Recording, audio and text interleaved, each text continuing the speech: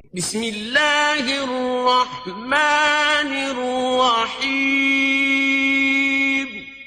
अल्लाह के नाम से शुरू जो निहायत मेहरबान रहम वाला।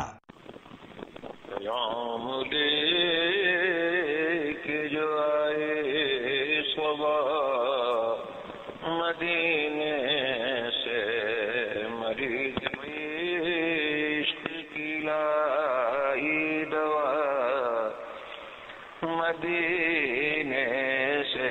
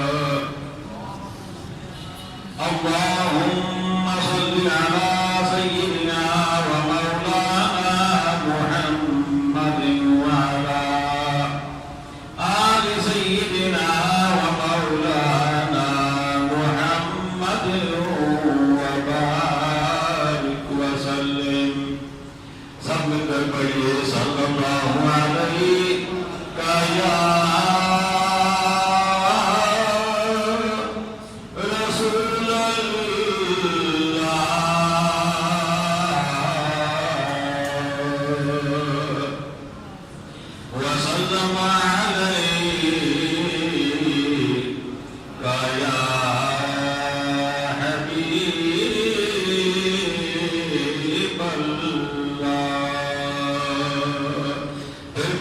صلی اللہ علیہ یا رسول اللہ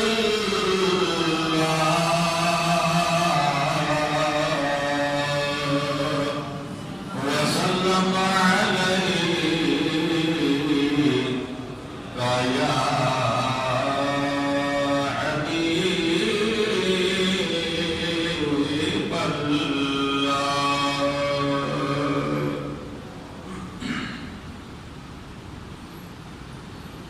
جس دل وچ عشق محمد دا اس دل وچ نور آ جاندا ہے جس دل وچ عشق محمد دا اس دل وچ نور آ جاندا ہے جدوں لئے نام محمد دا محفل نو سرور آ جاندا ہے آخری جملہ آپ نے میرے ساتھ مل کر پڑھنا ہے آ جانا ہے یہ تو آسان ہے نا یہ آپ نے میرے ساتھ نام آواز ہو کے بولنا ہے جدوں لئے نام محمد دا محفل نو سرور جدوں لئے نام محمد دا محفل نو سرور میں قوم دی عظمت نو مندا پر وکھری شان مدینے دی میں قوم دی عظمت نو مندا پر وکھری شان مدینے دی جدوں ٹرے شہر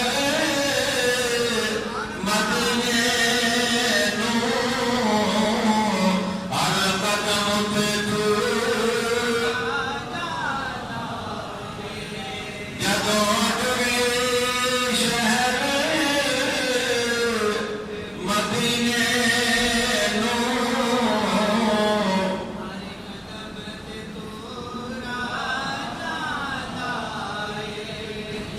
دور کا تعلق ہے حضرت موسیٰ علیہ السلام دے نال مدینے کا تعلق ہے موسیٰ علیہ السلام دے امام نال اس واسطے شاید نے بڑا سوچ سمجھ لی گیا ہے کہ دور کیا بڑیاں نمتان ہے بڑیاں شانہ ہے بڑیاں رفتان ہے انی بڑی شان ہے دور دی کہ جب موسیٰ علیہ السلام گئے نا تو رب فرمایا موسیٰ جتیاں پیچھے لا کے اگے آ فَأَحْلَانَ عَلَيْكَ إِنَّكَ بِالْوَادِ الْمُقَدَّسِ طُوَىٰ پیارے موسیٰ اپنے پاپوش اپنی نالین لا کے پیچھے رکھ کے پھر اگے آ ایک دور دی عظمت ہے لیکن کوئی یہ نہ سمجھے کہ دور دی عظمت نبی تو زیادہ سی یہ مطلب نہیں اللہ تعالیٰ دسنا چاہتا ہے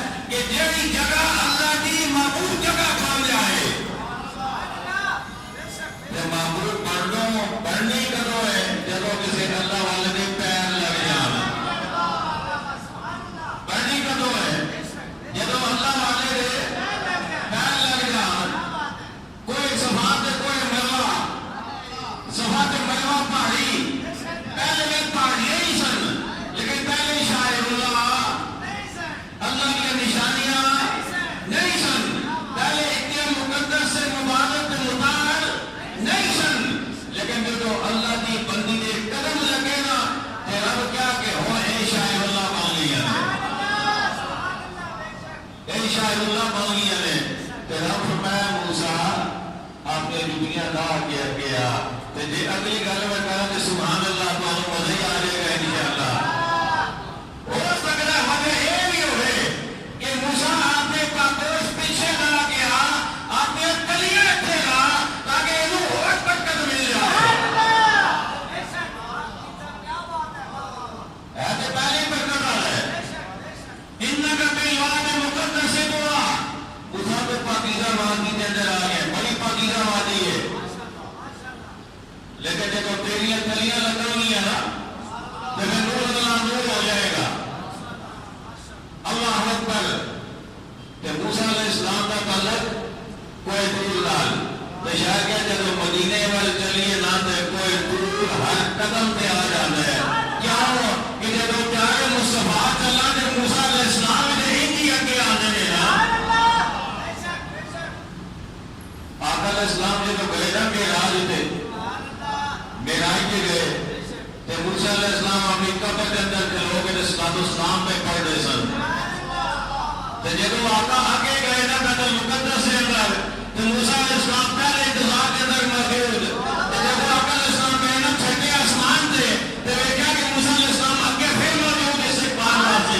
تو جب موسیٰ علیہ السلام آپ سننے کے استقبال واسطے ود کے آگے جاتے ہیں تو جب مدینے والے چلیے تو پھر دور میں آئے گا نا آگے والے کے جدوں جڑیے شہر مدینے نو ہر قدم پہ تو لگو نہیں پہ جائے. جدوں جڑیے شہر مدینے نو ہر قدم پہ تو حضرات گرامی سامعین ذی وقار حاضرین محفل اور شاہدان مصطفیٰ کریم علیہ الصلوۃ والسلام, جان ساران صحابہ کرام, محبان اہل بیت اعظام اور عقیدت مندان اولیاء کرام,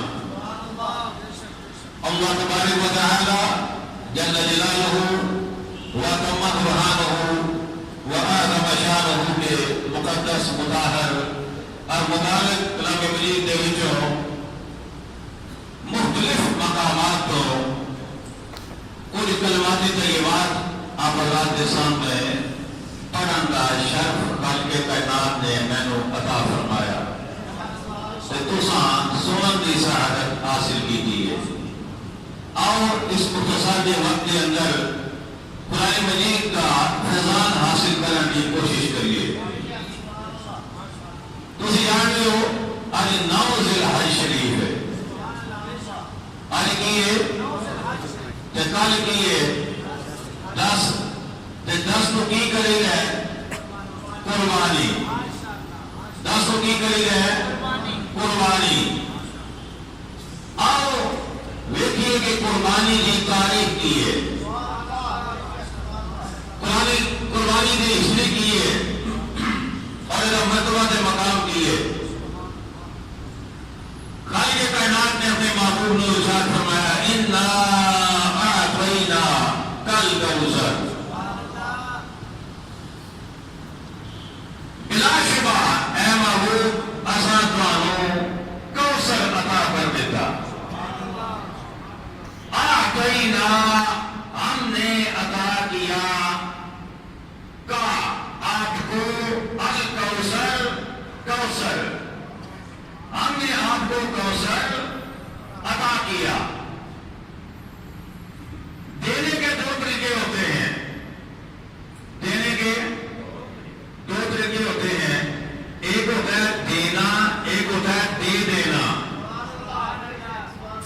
جتنے کچھ مجھے سمجھ آتی ہے اس کے مطابق سمجھانے کی کوشش کروں گا. ایک ہوتا ہے دینا, ایک ہوتا ہے دے دینا. دونوں میں فرق ہے. آپ مجھے کہیں گے قاری صاحب ذرا پین تو دینا تو میں آپ کو دوں گا, لیکن یہ جو دوں گا نا یہ قابل واپسی ہوگا, یہ قابل واپسی ہوگا. اور اگر یہ کہنا قاری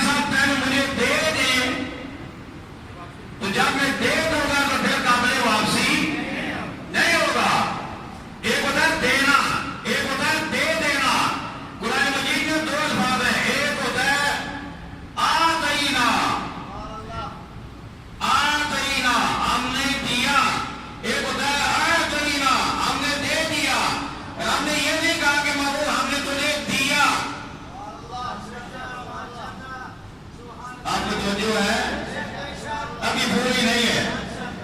مجھے اندازہ ہو جاتا ہے نا ابھی پوری نہیں ہے. اگر پوری ہوتی نا تو وہ تک سے بھی سبحان اللہ کی آواز آتی بدر سے بھی آتی. رب نے یہ نہیں کہا آتینا کل کوثر محبوب ہم نے تمہیں کوثر دیا نہیں. انا آتینا کل کوثر محبوب ہم نے آپ کو کوثر دے دیا. کیا مطلب؟ اگر دیا ہوتا تو قابل واپسی ہوتا لیکن یہ دیا نہیں یہ دے دیا. محبوب دے دیا. اب کوثر تیرا ہو گیا. بنایا ہم نے ہے کوثر بنایا ہم نے ہے. تخلیق ہماری ہے ملکیت ہماری تھی لیکن اب ہم نے تمہیں دے دیا. محبوب اب یہ کوثر تمہارا ہو گیا.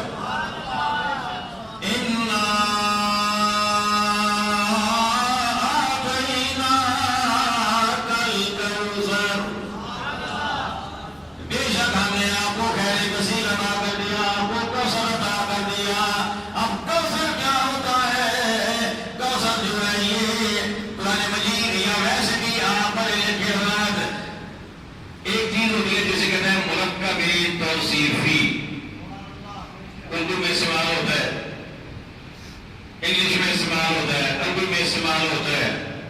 نام الگ الگ ہے ہر زبان میں.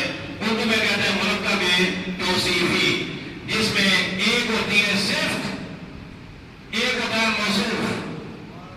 ایک صفت ایک موصوف دونوں مل کر بناتے ہیں مرکب توصیفی. اب مثال میں دوں آپ کو. یہ ہے قلم ہے موصوف. اب اس کی صفت کیا ہے؟ قیمتی قلم. تو قیمتی اس کی کیا ہو گئی؟ مجھے بولیے قیمتی کیا ہو گئی؟ صفت. اور قلم کیا ہوا؟ موصوف. دونوں مل کر بن گئے مرکب توصیفی. ایسا تو ہوتا ہے کہ صرف موصوف کا ذکر ہو صفت کا ذکر ساتھ نہ ہو. لیکن ایسا کبھی نہیں ہوتا کہ صفت کا ذکر ہو اور ساتھ موصوف نہ ہو. ایسا کبھی نہیں ہوتا. اب اگر میں آپ سے یہ کہوں نا یہ میرا قلم ہے تو یہ موصوف ہے مطلب اسم ہے. صرف قلم استعمال ہو سکتا ہے. یہ قلم ہے استعمال ہو سکتا ہے. لیکن اگر میں اس کو چھپا دوں اور میں کہوں کہ یہ قیمتی ہے چیز آپ کے سامنے کوئی بھی نہ ہو میں کہوں یہ قیمتی ہے تو آپ کو کوئی بات سمجھ آئے گی؟ بولیے کوئی بات سمجھ نہیں آئے گی نا. آپ کہیں گے قیمتی ہے لیکن چیز کیا ہے؟ چیز بھی تو دکھائے نا. چیز آپ نے دکھائی کوئی نہیں. چیز آپ نے سامنے کی کوئی نہیں. آپ صرف کا ذکر کر رہے ہیں. جب تک موصوف ہمارے سامنے نہیں آئے گا یا موصوف کا ذکر نہیں آئے گا تب تک بات ہمارے پلے نہیں پڑے گی. اب قرآن مجید نے یہاں پر صرف صفت کا استعمال کیا. انا آتینا کل کوثر محبوب ہم نے آپ کو کوثر دے دیا. کیا مطلب؟ محبوب ہم نے آپ کو بہت زیادہ دے دیا. ہم نے آپ کو مجھے بولیے بہت زیادہ دے دیا. قرآن مجید کا مرکب توصیفی بہت جگہ استعمال ہوتا ہے. ساماناً قلیلاً تھوڑے سے دام. ساماناً قلیلاً تھوڑے سے دام. عذاباً شدیداً شدید عذاب بہت جگہ استعمال ہوتا ہے. لیکن یہاں پر قرآن مجید نے انداز بدل دیا. یہاں پہ صرف صفت ہے ساتھ موصوف نہیں ہے. اللہ یہ کہہ رہے ہیں محبوب ہم نے آپ کو بہت زیادہ دے دیا. یا اللہ بات پلے نہیں پڑی. محبوب کو کیا بہت زیادہ دے دیا؟ اس کا تو ذکر کیا ہی نہیں تم نے. تو جواب یہ آتا ہے محبوب کو اگر کوئی ایک چیز زیادہ دی ہوتی تو اس کا ذکر کر دیتا. لیکن محبوب کو جو بھی دیا ہے بے بہا دیا ہے. محبوب کو جو بھی دیا ہے اتنا دیا ہے نہ کسی کے فہم میں آ سکے نہ کسی کے گمان میں آ سکے نہ کسی کے کمپنگ میں آ سکے نہ کوئی کیلکولیٹر سے کیلکولیٹ کر سکے. نہ کوئی کمپیوٹر اس کا تخمینہ لگا سکے.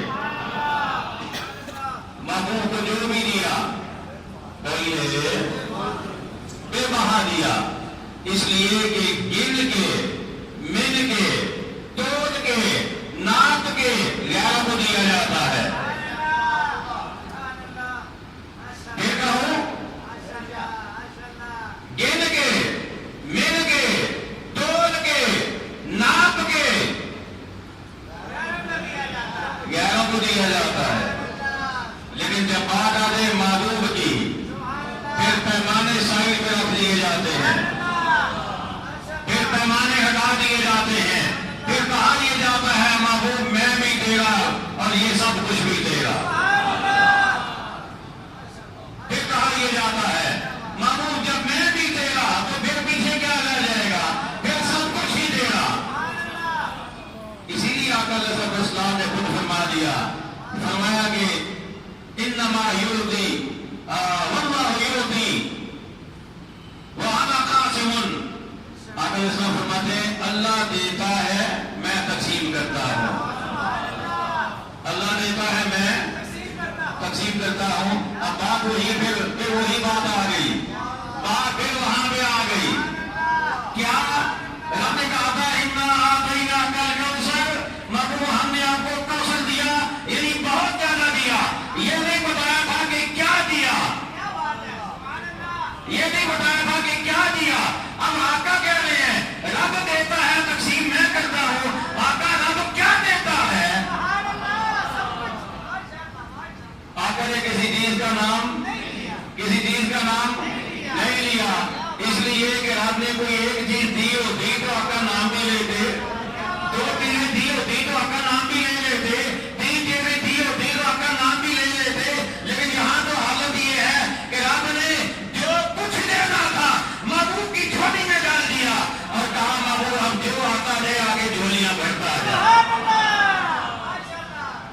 آگے جھولیاں بھرتا جا. ادھر اب کیوں نہ کہیں خالق کل آپ کو مالک کل بنا دیا.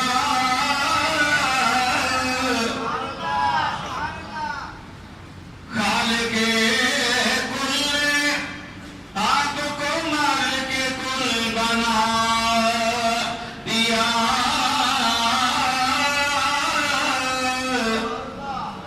خالق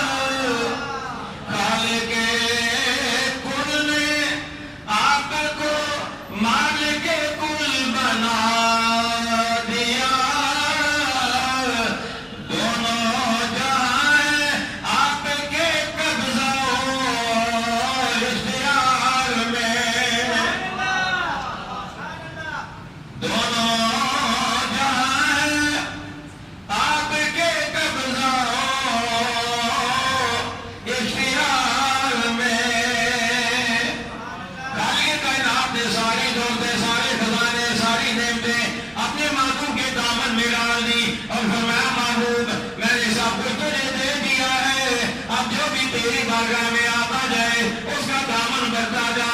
اور ساتھ ہی ارشاد فرمایا وَأَمَّا السَّائِلَ فَلَا تَنْهَرْ، سویا تیرے دربار کا کوئی خالی نہ جاوے،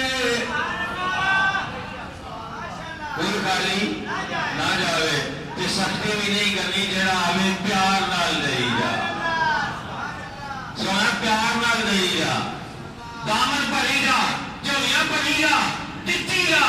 اس وجہ تو کہ تیرے خزانے سے کمی کوئی نہیں آئے گی، کیونکہ ادھروں جاری ہے، ادھروں خزان جاری ہے.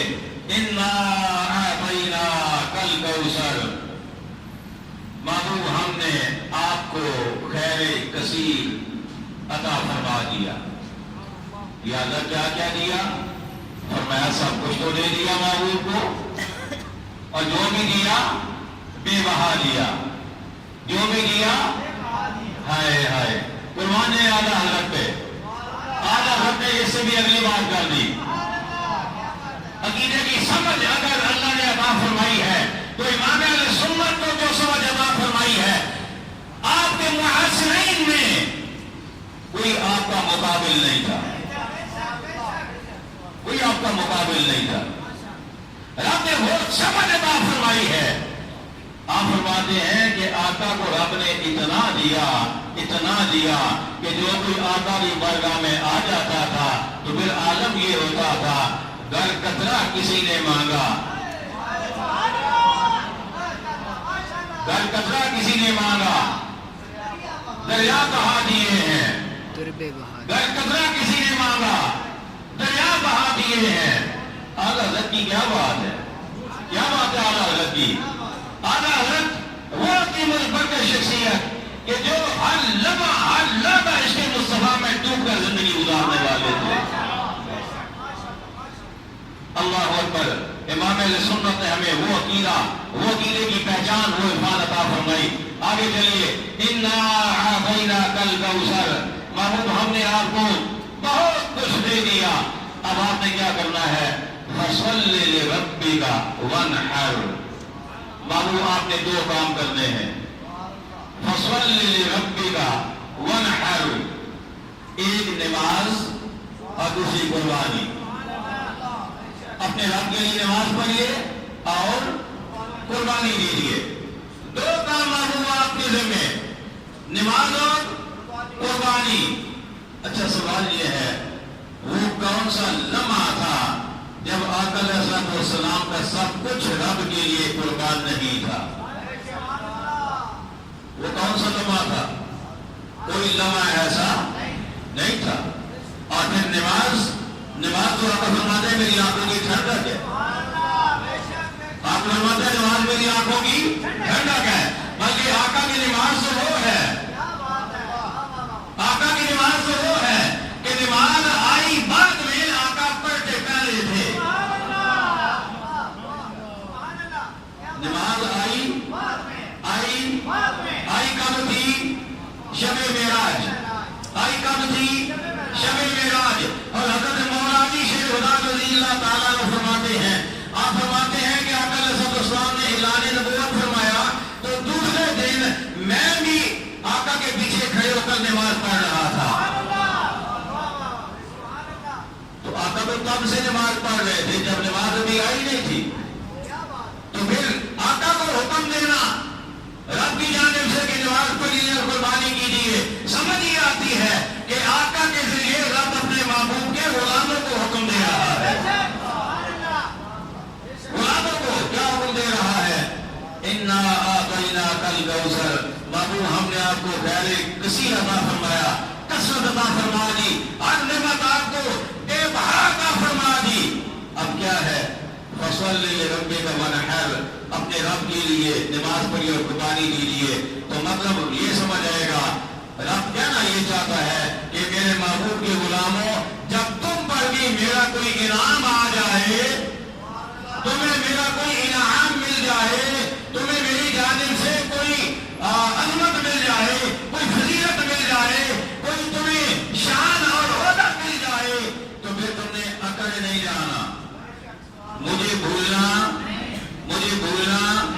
نہیں ہے. اور پھر بجائے میرے شیطان کو راضی کرنے کی کوشش نہیں کرنا. دو کام کرنے ہیں، نماز اور قربانی. نماز اور قربانی، کوئی نعمت ملے، نماز اور قربانی. شکر کا طریقہ اس لیے کہ رب فرماتا ہے لئن شکرتم لازیدنکم، اگر تم شکر ادا کرو گے تو میں نعمتوں میں اضافہ فرما دوں گا، نعمتوں میں اضافہ فرما دوں گا. تو جب بھی کوئی نعمت ملے، شکر ادا کرنے کا طریقہ کیا ہے کہ رب کی بارگاہ میں جھک جاؤ. اب آئیے تھوڑا سا اپنا محاسبہ کریں کہ ہم کتنا جھکتے ہیں کوئی نعمت ملنے پر. طرح جھکتے ہیں. ہم پاس ہو جائیں تو ہم بھنگڑے ڈالتے ہیں. ہمارے بیٹے کی شادی ہو تو ہم چھت پہ ڈیک رکھ کے میوزک بجاتے ہیں. ہمارے بیٹے کی سالگرہ ہو ہم میوزک شو کرتے ہیں. ہم کنڈیاں نچاتے ہیں. ہم ان لوگوں پر جو دین کا مذاق اڑانے والے ہیں ہم ان پر اپنی دولت نچھاور کرتے ہیں اور پھر ہم شکوہ کرتے ہیں. بیٹے کی شادی ہوئی, سال میں پورا نہیں ہوا, بہو میکے چلی گئی, بیٹا اپنے گھر میں پریشان اور بہو ادھر چلی گئی. اب اگر آتی بھی ہے تو ساس کے ساتھ نہیں بنتی, سسر کے ساتھ نہیں بنتی, گالم گلوچ یہ وہ لڑائی جھگڑا روز کا معمول. اور پھر ہم کہتے ہیں پتہ نہیں ہم سے غلطی کیا ہوئی, پتہ نہیں ہم سے, بولیے پتہ نہیں غلطی کیا ہوئی. آپ بھی پتہ نہیں ہے جو اس وقت کیا تھا. جب وہ گھر لا رہے تھے تب تم نے رب کی بارگاہ میں رجوع کیا تھا. کیا تم نے رب سے خیر مانگی تھی؟ کیا تم نے رب کو راضی کرنے اور اس سے آئندہ کی سلامتی مانگی تھی؟ اس وقت تو تم خود بھی ناچ رہے تھے, تمہاری بیٹیاں بھی ناچ رہی تھی, تمہارے بیٹے بھی ناچ رہے تھے, تمہارا گھر نہیں تھا. اس وقت وہ میوزک کھانا بنا ہوا تھا, کنجر خانہ بنا ہوا تھا. پورا ہفتہ نہ تم خود سوئے نہ تم نے محلے داروں کو سونے دیا. اب تم پوچھتے ہو کہ پتہ نہیں غلطی کیا ہوئی. اس وقت رب کو راضی کیا ہوتا, رب سے سلامتی مانگی ہوتی تو رب نے تجھے سلامتی دی ہوتی. اور مذاق, دین کے ساتھ مذاق. بیٹی کو رخصت کر رہے ہیں, ساری زندگی بیٹی کو قرآن کی طرف نہیں غالب کیا. اسے یہ نہیں کہا کہ روز اٹھ کے قرآن پڑھا کرو. اسے یہ ترجمے والا قرآن نہیں لا کے دیا, اور یہ بھی نہیں بتایا کہ کون سا ترجمہ صحیح ہے. اس لیے کہ اپنے آپ کو ہی پتہ نہیں ہے, اپنے آپ کو ہی پتہ نہیں ہے. ہاں جب بیٹی گھر سے رخصت ہونے لگی پھر قرآن اٹھا کے بیٹی نیچے قرآن اس کے سائے پہ یہ لے کے جا رہے ہیں. میں کہتا ہوں قرآن کا یہ سایہ نہیں, یہ سایہ نہیں قرآن کا. اگر قرآن کا سایہ دینا تھا تو بیٹی کو قرآن پڑھاتے, اسے تفسیر پڑھاتے, اسے بتاتے کہ ماں کا حق کیا ہے, باپ کا حق کیا ہے, سسر کا حق کیا ہے, خاوند کا حق کیا ہے. وہ جب سب کے حقوق پورے کر دی تو اللہ بہاریں عطا فرما دے گا.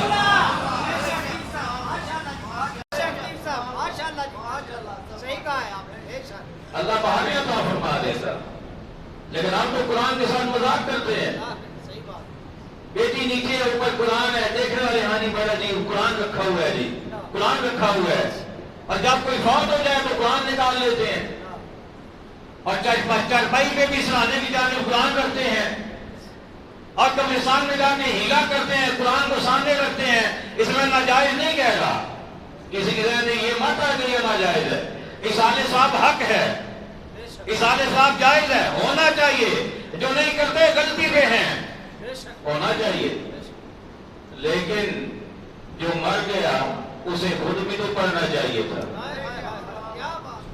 چلے وہ تو مر گیا, جو زندہ ہے وہی سوچ لے, وہی سوچ لے کہ کل پیچھے والے میرے لیے پڑھیں گے, پتہ نہیں کون کیسا پڑھے گا.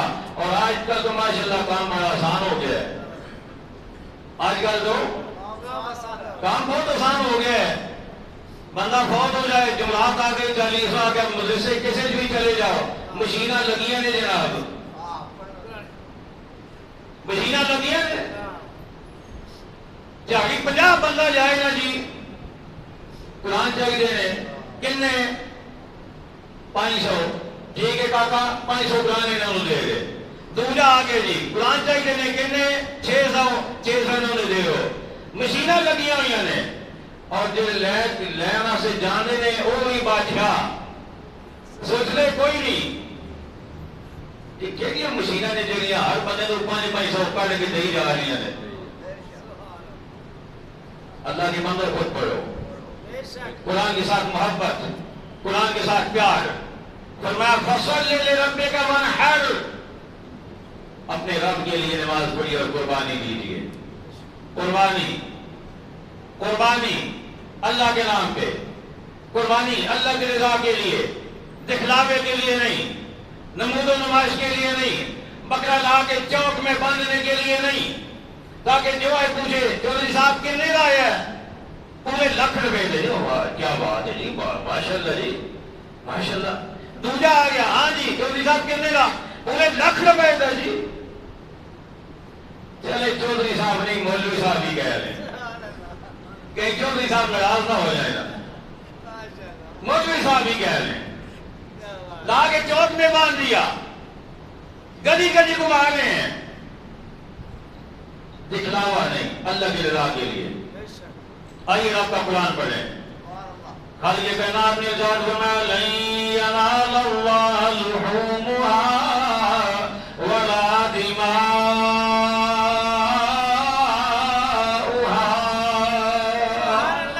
ولكن يناله التقوى منكم۔ خالق کائنات نے ارشاد فرمایا اے میرے بندو، جو تم قربانی کرو گے، جو تم جانور ذبح کرو گے، فرمایا اس جانور کا گوشت بھی مجھ تک نہیں پہنچتا، اس کا خون بھی مجھ تک نہیں پہنچتا، اگر میرے پاس کوئی چیز پہنچے گی وہ تمہارا تقویٰ پہنچے گا، وہ تمہارا تقویٰ پہنچے گا۔ گوشت تم خود کھاؤ گے، رب کی رحمت تم پہ ہو گئی، رب نے تمہیں گوشت انعام میں عطا فرما دیا، اس کا خون تم نے بہا دیا، لیکن وہ جو خون آج بہ گیا ہے، ہائے ہائے ہائے ہائے کہیے گا سبحان اللہ، آج جو خون تمہارے سامنے زمین میں جذب ہو گیا، جو مٹی میں جذب ہو گیا، میرے آقا فرماتے ہیں جب قیامت کا میدان لگے گا، جب اعمال نامے کھولے جائیں گے، جب جناب والا نیکیاں اور برائیاں سامنے آ جائیں گی، میرے آقا فرماتے ہیں جو جانور تم نے قربان کیا ہوگا، فرمایا اس کا خون بھی تمہارے نام اعمال میں تلے گا، اس کا خون بھی تمہارے نام اعمال میں تلے گا، اور جانور کے ہر بال کے بدلے میں تمہیں نیکی ملے گی، ہر بال کے بدلے میں تمہیں نیکی ملے گی، اس کی کھال کا بھی تمہیں ثواب ملے گا، اس کے خون کی ایک ایک بوند کا بھی تمہیں ثواب ملے گا، اس کے ایک ایک بال کے بدلے میں تمہیں ثواب ملے گا۔ تو رب فرماتا کیا ہے، لیکن ملے گا کیا کسے جو تقوی والا ہوگا، جو تقوی والا ہوگا، جو دکھلاوا کرے گا، جو ریاکاری کرے گا، اسے ثواب عطا نہیں ہوگا، اس کا یہ معاملہ ضائع ہوگا، ہو جائے گا۔ اسی لیے میرے آقا علیہ السلام نے فرمایا کہ لوگوں جب قربانی کرو پورے خلوص نیت کے ساتھ کرو، اور پھر یہ جو قربانی کا جانور ہے، میرے آقا علیہ السلام ارشاد فرماتے ہیں قربانی کے جانور کو میرے آقا فرماتے ہیں اسے سمینو، اسے خوب پالو پوسو، اسے خوب پرورش کرو، اس کو زیادہ تم بڑھا چڑھا کر اسے خوراک دو، وہ جتنا موٹا تازہ ہوگا، آقا فرماتے ہیں کل قیامت کے میدان میں جب تم جاؤ گے، قبر سے اٹھو گے، وہ تمہاری سواری بن جائے گا۔ نعرہ تکبیر، نعرہ رسالت، نعرہ تحقیق، نعرہ حیدری، خطیب اہل سنت، وہ تمہاری سواری بن جائے گا۔ قربانی کا جانور جب ذبح کرنے لگو، میرے آقا کا آخری الفاظ میرے آقا علیہ السلام کا ارشاد گرامی، آپ کی تعلیمات، آقا علیہ السلام ارشاد فرماتے ہیں جب جانور کو ذبح کرنے لگو تو اس کے سامنے تم نے چھری کو تیز نہیں کرنا، کیا بات ہے جی، کیا بات ہے، اس کے سامنے چھری کو تیز نہیں کرنا، اونچے بول گئے۔ نہیں کرنا، یہ باتیں میری سنیں، ذہن میں رکھیں، میں آگے جا کے اس کا ایک بڑا اہم نقطہ آپ کو دوں گا، سبحان اللہ، ماشاءاللہ، بڑا اہم نقطہ دوں گا آپ کو۔ آقا علیہ السلام نے ارشاد فرمایا جب جانور کو ذبح کرنے لگو تو اس کے سامنے چھری تیز نہیں کرنی، ایک بات۔ دوسرا فرمایا کہ جانور کے سامنے دوسرے جانور کو ذبح نہ کرو. چھری تیز کرو گے وہ ہراساں ہو جائے گا. بلکہ ایک حدیث میرے ذہن میں آئی. آقا علیہ السلام نے دیکھا ایک آدمی جانور ذبح کرنے لگا ہے اور اس کے سامنے چھری کو رگڑ رہا ہے. میرے آقا علیہ السلام پاس تشریف لے گئے. فرمایا اس کو ایک ہی موت دو، اسے زیادہ موتیں مت دو. اسے زیادہ موتیں مت دو. اس لیے کہ جب اس کے سامنے تم چھری رگڑ رہے ہو تو یہ دیکھ کر سمجھ چکا ہے، یہ سہم گیا ہے، اور اس وقت کا ایک ایک لمحہ جو ہے وہ اس کے لیے موت ہے. اور باقی جانوروں کے سامنے اس جانور کو ذبح نہ کرو. باقی جانوروں کے سامنے اس جانور کو ذبح نہ کرو. کیوں؟ اس لیے کہ باقی دیکھیں گے تو سہم جائیں گے، ڈر جائیں گے، غمزدہ ہو جائیں گے. اور یہ بھی ہمیں شریعت کہتی ہے کہ جب جانور کو تم گراتے ہو زمین پر ذبح کرنے کے لیے، اگر تم نے ذبح وہاں کرنا تھا وہ یہاں گر گیا تو جانور کو گھسیٹ کر وہاں تک مت لے جاؤ، اسے یہیں پہ ذبح کر دو. اس لیے کہ جاندار ہے، اسے بھی تکلیف ہوتی ہے، اس میں بھی جان ہے. اچھا، اب یہ تین باتیں میری اپنے ذہن میں لائیے. جانور کے سامنے چھری تیز نہ کرو. دوسرے جانوروں کے سامنے اسے ذبح نہ کرو. اسے جب گر گئے تو اسے گھسیٹو نہیں. اب میں پوچھنا یہ چاہتا ہوں، جو اسلام، جو دین، جو شریعت ایک جانور کو بھی اذیت پہنچانے نہیں دیتی، تو جو ہے جو دین، جو اسلام، جو شریعت ایک جانور کو بھی تکلیف میں مبتلا کرنے نہیں دیتی، کیا وہ شریعت دہشت گردی کی اجازت دیتی ہے؟ بولیے، کیا وہ دہشت گردی کی اجازت دیتی ہے؟ کیا وہ انسانوں کے بلا وجہ گردنیں کاٹنے کی اجازت دیتی ہے؟ میں کہتا ہوں انسان تو انسان.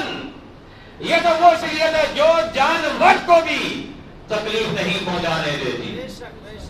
ایک چمٹی کے اوپر پاؤں رکھنے کی اجازت نہیں ہے. کسی پرندے کے بچے پکڑ لینے کی اجازت نہیں ہے. یہ تو وہ شریعت ہے. تو یہ شریعت دہشت گردی کی اجازت کہاں دے گی؟ اور جو